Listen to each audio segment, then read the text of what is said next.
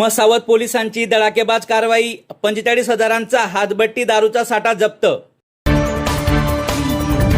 मसावत पोलिसांनी फतेपूर तालुका शहादा येथील वाकी नदी काठी हातभट्टी दारू निर्मिती व साठवणूक करणाऱ्यांवर कारवाई करत सुमारे 45,000 रुपयांचा मुद्देमाल जप्त केला।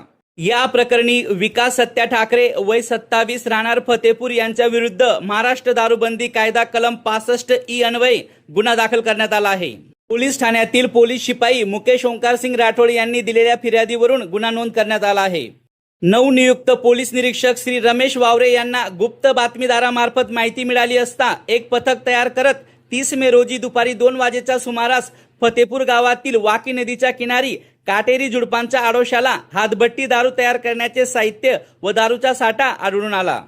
कारवाई दरम्यान 10 लोखंडी ड्रम, 400 लिटर गावठी हातभट्टी दारू भरलेल्या 8 मोटार ट्यूब तसेच दारू गाडण्यासाठी वापरले जाणारे 10 प्लास्टिक पाईप असा एकूण 45,000 रुपयांचा मुद्देमाल जप्त करण्यात आला। या प्रकरणाचा पुढील तपास पोलीस उपनिरीक्षक विठ्ठल पावरा करीत आहेत। मसावत पोलिसांच्या या कारवाईमुळे अवैध दारू व्यवसाय करणाऱ्यांमध्ये खळबळ उडाली आहे। न्यूज 19 नेशनसाठी ब्युरो रिपोर्ट, मसावत।